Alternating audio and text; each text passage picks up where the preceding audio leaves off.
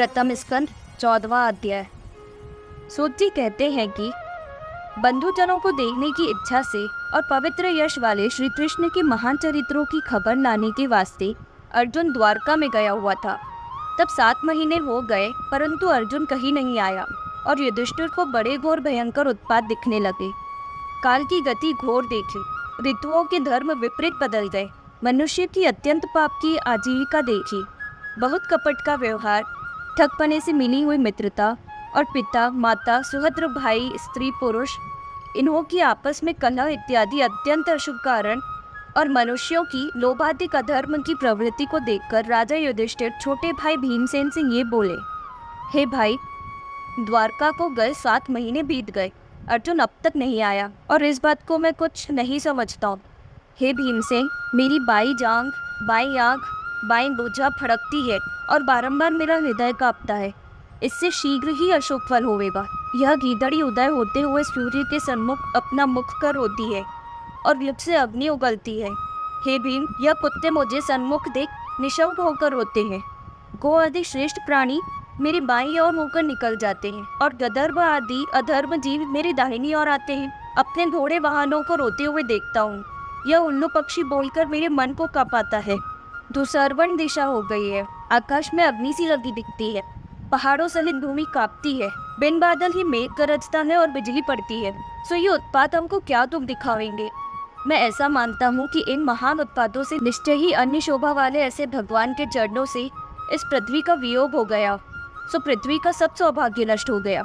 हे भ्रमण, इस प्रकार चिंतवन करते हुए और अपने चित्त से अरिष्टदायी उत्पादों को देख के कष्ट पाते हुए युधिष्ठिर राजा के पास उसी समय द्वारकापुरी से अर्जुन भी आ पहुंचा।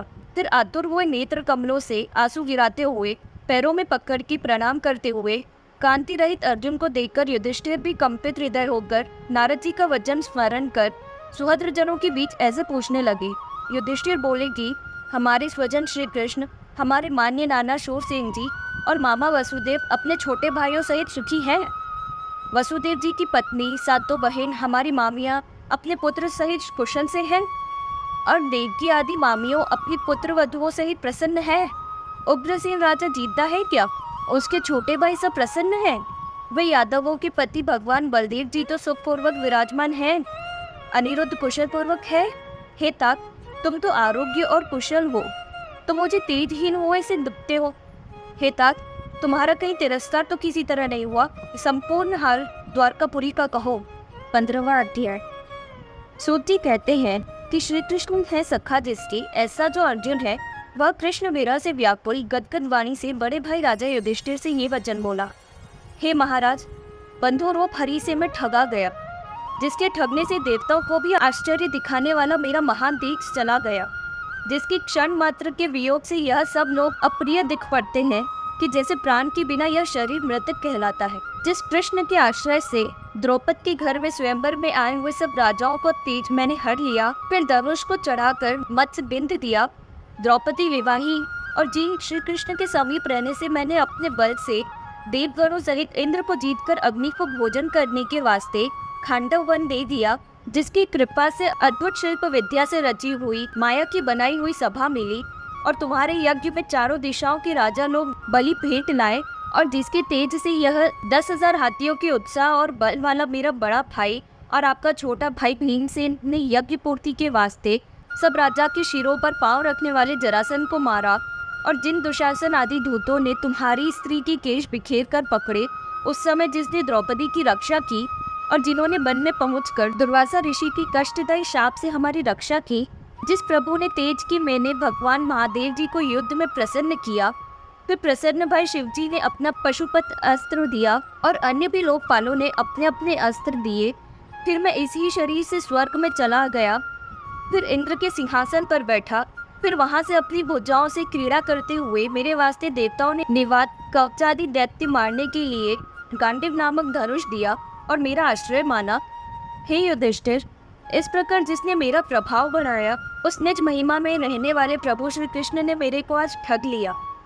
जिस बंधु कृष्ण की सहायता से अकेला ही रथ में बैठकर मैं जहाँ अनेक शूरवीर की ग्राह है ऐसे अनंत अपार कुरुओं के कटक रूप समुद्र को तैर गया, रथ पर बैठे हुए श्री कृष्ण मंद मंद मुस्कुराते हुए प्रफुल्लित मुख कमल करके मीठी वाणी से मुझसे कहा करते, हे अर्जुन, हे सखे, हे कौन्तेय, हे गुरुनंदन। उनके हृदय की स्पर्श करने वाले मिष्ट वाक्यों को स्मरण करके मेरा कलेजा फटा जाता है। उठने, चलने, फिरने, सोने, जागने और खाने पीने आदि में अपनी ढिठाई से बिना ऊंच नीच विचारे कह उठा करता था कि आपने अमुक काम किया या नहीं, तुम कहाँ थे। मेरे तिरस्कार युक्त ऐसे ऐसे वाक्यों को वे अपनी बड़प्पन से ऐसे सह लिया करते थे जैसे मित्र मित्र के और पिता पुत्र के अपराधों को सह लिया करते हैं। सो हे रिब्बर, मैं आज अपने उसी सखा प्राण वल्लभ कलेजा रोग श्री कृष्ण से रहित हो गया हूँ, जिस सुभद्र के वियोग से ऐसा शून्य हृदय और इच्छेष्ट हो गया हूँ कि मेरे होते श्री कृष्ण की रानियों को भी लूट कर ले जाए और मैं खड़ा खड़ा देखता रहा। मुझसे कुछ भी ना हो सका। हे नृपेंद्र, मेरा एक समय वह था कि बड़े बड़े महिपाल मेरे नाम सुनकर थरथरा उठते थे और अनेक प्रकार के माणिक माणिक चरणों में रखकर अपने भांति सत्कार करते थे। मैं वही अर्जुन हूँ और यह मेरा वही गांडीव है, वही रथ है, घोड़े हैं, परंतु इस एक केवल कृष्ण के न होने से सब ऐसे निष्फल और सारहीन हो गए हैं जैसे भस्म में किया हुआ हवन, कपट पुरुष को उपदेश किया हुआ ज्ञान अथवा कपटी पुरुष से प्राप्त हुआ धन, बंजर में बोया हुआ बीज, मणिहीन सर्प निष्फल हो जाते हैं। हे बंधुवर, आपने जो द्वारकापुरी के बंधुवर्गों को क्षेम कुशल पूछा, सो वे ब्राह्मण के शाप से मोर हुए। सब लोग वारुणी मदिरा पी पी कर ऐसे मदोमंत हो गए कि किसी को देहानुसंधान नहीं रहा, अपने पराय को भूल गए और फिर ऐसी धक्का मुक्की हुई कि आपस में सब लड़ मरे। केवल 4-5 यादव बच रहे हो तो बचे हो। हे राजन, भगवान परमेश्वर की लीला है कि सभी आपस में परस्पर नाश कर देती है और कभी आपस में पालन कराती है। हे भ्राता, जैसे लड़कर बड़े बड़े जीव छोटे छोटे जीवों को खा लेते हैं और सबल निर्बलों को खा लेते हैं, और जो बड़े बलवान समान होते हैं वे सब आप में एक को एक खा जाते हैं, तैसे ही समुद्र रूपी यदुपुर में बड़े बड़े सबल यादवों से छोटे छोटे निर्बल यादवों का विध्वंस करा के प्रभु ने भूमि का भार उतार दिया। इस प्रकार अर्जुन के मुख से श्री कृष्ण का गोलोक गमन और यदुवंश का संहार सुनकर युधिष्ठिर ने चित्त स्थिर करके स्वर्ग को जाने का मंसूबा ठान लिया। अर्जुन की उन बातों को कुंती भी खड़ी खड़ी सुन रही थी और उक्त रीति से अपने भाई भतीजों की कुल का सर्वनाश और श्री कृष्ण के परम धाम चले जाने का समाचार श्रवण करके ऐसी व्यथित हुई कि सब संसार की माया को छोड़कर और भगवान के चरण कमलों में सबल चित्त से लवलीन होकर उसने भी एक दो लंबी सांस लेकर हा ऐसे कहा प्राणों का परित्याग कर दिया। और बुद्धि प्रवर राजा युधिष्ठिर ने लोगों को लोभ, झूठ, कुटिलता और हिंसा आदि अधर्म के चक्र में फंसा देखकर विचार लिया कि अब मेरे नगर, राज, घर और शरीर में कलयुग का वास होता चला जाता है। इससे वे भी संसार को त्यागने को उद्यत हुए। तब अपने पोते परीक्षित को नम्रता, बुद्धि, शक्ति और धैर्य आदि गुणों में अपने समान समझकर उसका राज्य तिलक कर दिया और अनिरुद्ध के पुत्र प्रजनाभ को मथुरा तथा शूरसेन को देशों का राज्य देकर स्वयं गृह त्याग संन्यास ग्रहण कर लिया और वस्त्र, कंकणादि अलंकारों को त्याग कर अहंकार को तिलांजलि दे संपूर्ण बंधनों से रहित हो गया। संपूर्ण इंद्रियों को रोककर मन में ले गए और मन को प्राण में लगा दिया और प्राण वायु को अपान वायु में लगाकर उत्सर्ग आदि व्यापार सहित उस अपान को अपने अधिष्ठाता मृत्यु में लगाकर यह देह मृत्यु की है ऐसा निश्चय किया। पंचभूत शरीर को त्रिगुण में और त्रिगुण को अविद्या में लीन करके अविद्या को जीव में लीन कर दी, फिर जीव अर्थात आत्मा को अव्यय ब्रह्म में लगा दिया। इस तरह परब्रह्म में लीन होकर न किसी की ओर देखते और न बधिर की तरह किसी की बात सुनते, वह उत्तर दिशा की ओर चल दिए जहाँ से कोई ब्रह्म ज्ञानी फिरकर नहीं आया है। इसी तरह भीम, अर्जुन आदि युधिष्ठिर के छोटे भाइयों को जब यह निश्चय हो गया कि इस संसार के सब मनुष्यों को अधर्म की मित्र कलयुग ने स्पर्श कर लिया है, तब वे भी अपने भाई के पीछे पीछे चले गए। तो भगवान की गाढ़ भक्ति से अपने कल्मशों को धोकर आत्मा को निर्मल कर ये युधिष्ठिर के भाई उस गति को प्राप्त हुए कि जिसको पाप रहित मनुष्य पाते हैं।